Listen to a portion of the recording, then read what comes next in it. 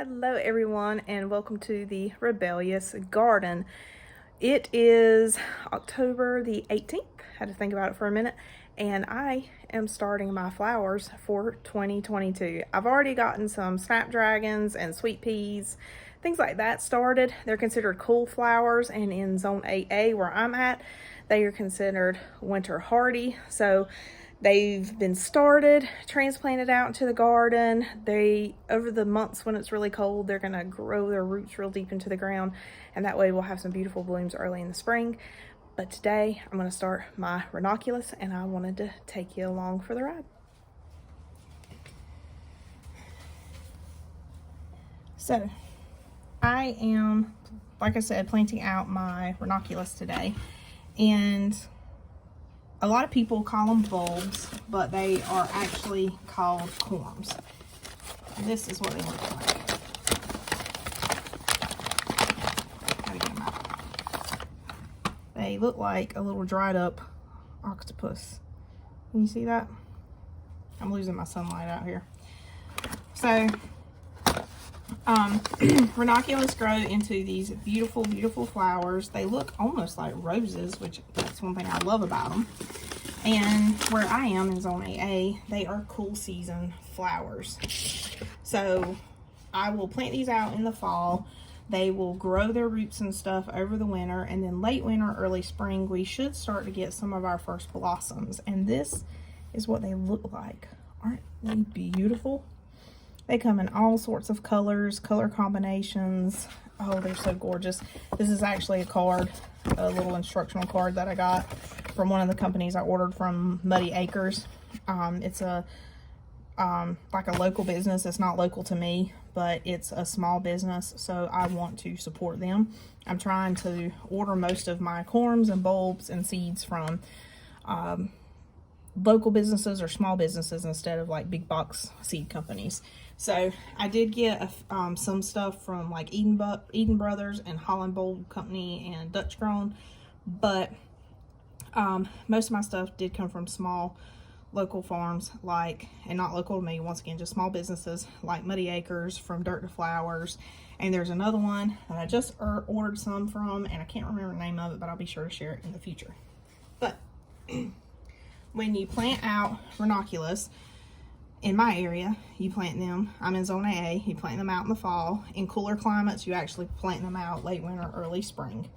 And before you plant them out, you have to pre-soak them because they are dried.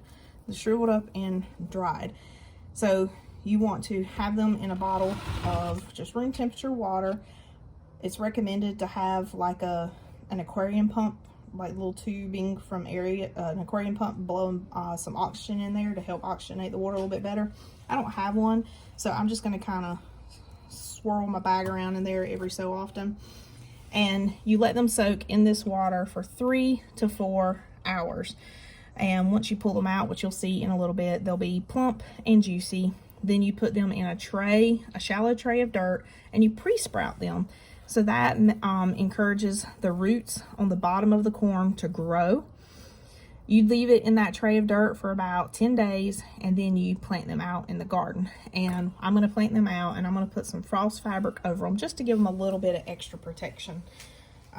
Because our weather here in North Carolina, even though we are considered to have mild winters, there's at least 1 or 2 rogue weeks in there that it'll get like beer cold. So I just want to have some protection over them. Like I said earlier though, we should have blooms late winter, early spring. We should start getting our first blooms then, and they'll bloom for several weeks. And then as it starts getting really, really hot, then they'll start dying off. They are perennial where I am, so I can leave the corms in the ground and they will grow back next year. If you live in cooler climates, you have to lift the corm, which means dig it up each season and replant them the next year. So, but you can reuse your corm, so that's kind of cool. This is my first year growing, so bear with me if I make any mistakes. This is a new journey for me, and I'm so excited to share it with you. So just kind of bear with me, and if you've ever grown these and have tips, please give me some. I am doing a little bit of an experiment this year. I am planting most of my corms out this fall as instructed to do in my area, but I'm going to save some and plant them out late winter. And I'm going to plant them in an area of my yard where they'll get plenty of sunshine, but it won't be that heat of the day sun beating down on it, so maybe it won't be so hot. So maybe it'll be kind of like succession planting. Maybe I'll have you know, a second round of them, which will give me these blooms for a longer period of time, because these are just beautiful. They are gorgeous. So the varieties that I have some just standard colors like pink, rose, orange, purple, a cafe color. I have, that came from Muddy Acres. I also have, what do I have? Let's see, shades of pink mix, and I'm trying to read my little labels on my little bag that they sent me. Shades of pink and a pastel mix. I have from Eden Brothers. I have 45 Days of Blooms, and then from the company that I cannot remember the name of, I'll share it in a future video, and I don't know if I'm pronouncing it right. It's Chamello. Looks like marshmallow, but with a CH. It is a beautiful, like, white with almost like a metallic-y pink undertone. Oh my gosh, it's so gorgeous. I can't wait to share them with you. And I think I have another order of a really deep purple one coming in. So I will share those with you as they come in and as they bloom. But first, let's get these pre-soaked. That way I can get them in their dirt tonight, because it is 6:30 in the evening and I don't want to be up too late. And as is, I'm going to be putting these in dirt at 10:30 tonight.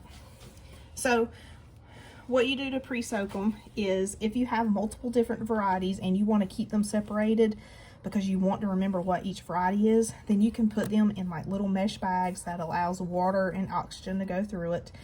These are little like mesh party bags. I got them off of Amazon. I actually use these to put over my tomato blossoms when I'm trying to isolate them to keep them from being cross-pollinated. But you can separate your corms into these bags, and what I do is I write on the little label. So this one is pastel mix. I'm going to write it on the label and just kind of stick the label in the top of the bag, and I'm pulling the strings tight around it. As you can see, I have my corms in there. And then I'm just going to set these in my cup of water here. Just let them get kind of soaked in. So I've already separated out all my corms. So that was my pastel mix. This is pink. And I've got multiple bowls of water here, so I'm not going to put all of them in one bowl.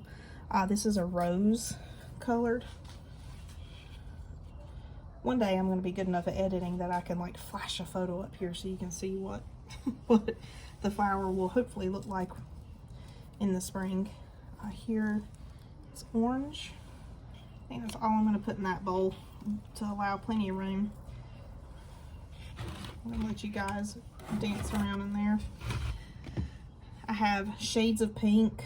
This goes from like a dark pink to a soft pink. Oh, they are so pretty. So very pretty. Set it in my big old yellow bowl here. My kids call this the popcorn bowl. I have purple. Actually, I think I could fit them all in this bowl. Cafe.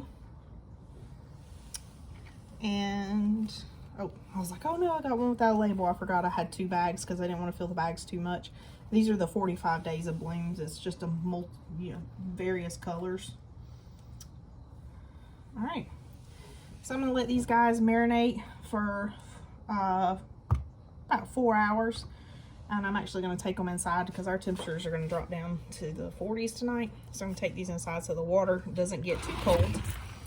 But you can see them swimming around in there in their little mesh bags with their labels.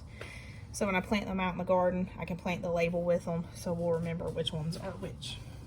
But let me give you a little up close shot of these guys just dancing around in the bowls. So here we go. There's Cafe. She's just sitting there in the water soaking. Over here, I have these guys sitting around soaking. Might take one of these out, put it in the other bowl just to give a little bit of extra room. Excuse my one-handed skills here. There we go. All right. So these will stay here soaking for about 4 hours, 3 to 4 hours. And since I don't have the little aquarium pump blasting some oxygen in there, creating some bubbles, I'll just come by every little bit and just kind of give them a very gentle wiggle. I don't want to break them, so I'll just be really gentle doing it. But there we go. See you in 4 hours.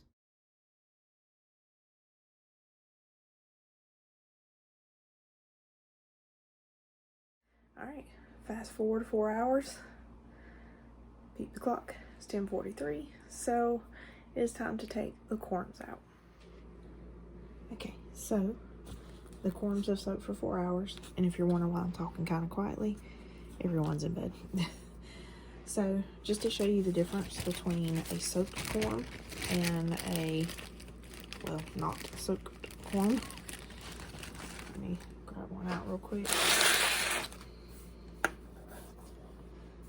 Let's see. I'll grab one of these.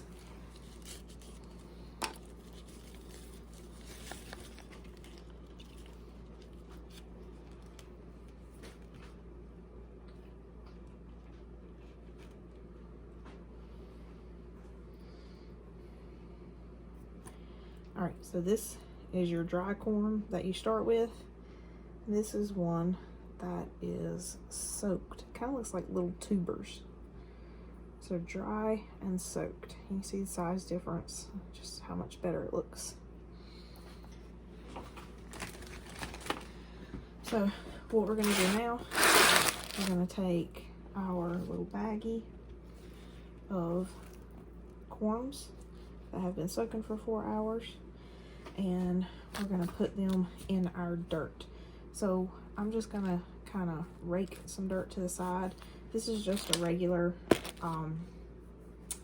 tray that I put cell packs in when I start seeds. I washed it really well. Anytime you're starting seeds or pre-sprouting bulbs or corms, make sure you start with clean trays, clean buckets, whatever you're using. I washed this really good with soap and water and rinsed it off. You saw that earlier in the time lapse. At least I hope it showed up because it was kind of dark. And dried it off real good. And then I've got some fresh pot mix in here, and I'm just making a little trench, nothing too deep, just kind of digging down in here. And I'm going to place my corms in here. Oops. I'm going to put the little legs pointed down, so I'm setting it in here just like that. And you don't have to worry so much about spacing because they're not growing in here. You're just pre-sprouting them, so you're just rooting them down essentially, or getting the roots started. So I have them sitting in here. You can see them in my little row, and I'm just gonna lightly cover them with some dirt, and I'm gonna make sure I put my label in there so I know what variety that is. And then I'm gonna move on to my next one. You don't have to have any proper form to do this. And some people start with pre-moistened dirt. Some people give it a little water once they get all the corms in here. So I'm just gonna lightly moisten the dirt after I get all my corms placed in here. And you want to keep the dirt moist, but you don't want it like completely saturated. You don't want it soft and wet, because corms are just like bulbs and just anything really, especially honestly roots in general. If they stay soft and wet all the time, they are going to rot. So you don't want that. Your bulbs and your corms will do that as well. So we'll keep it slightly moist, but we will not keep it soaking wet. And what will happen, we'll leave these in here for about 10 days, and then we will shake them out of the dirt, and there'll be roots sprouted from the bottom of the corms.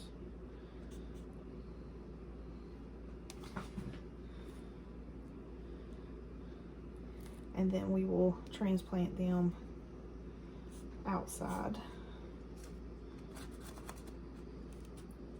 So I'm saying this just for my reference, I have 2 rows of the pink.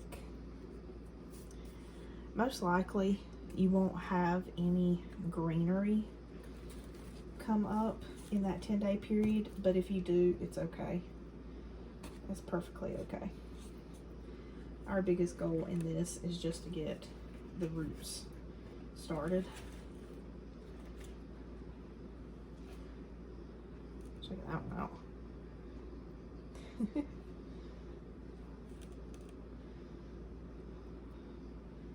Just be careful, try not to break any of them off. I did not get that one buried too well. There we go.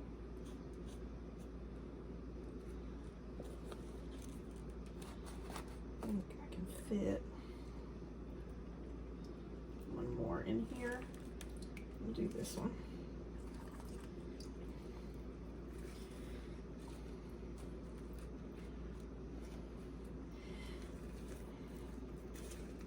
So once you get all of your corms put in the dirt to be pre-sprouted, you just keep it. It don't have to be on a heat mat. It don't have to be kept at any certain temperature, just room temperature, or if you have like a cool basement, you don't want it too cold, but you don't want it too warm. And just leave it sitting there. It doesn't need light, just needs to have slightly moist soil. Sit there for about 10 days, and then they'll be ready to be transplanted out to the garden. And when you plant them out in the garden, you just plant them out the same way you sat them in here. Typically, I can't remember how far apart the spacing is. I'll share that when I go to plant these out, which will be in a future video. But you'll just plant them root ball down into the dirt and bury them a couple inches underneath the dirt, and then you'll start seeing sprouts come up out of the dirt in a couple of days.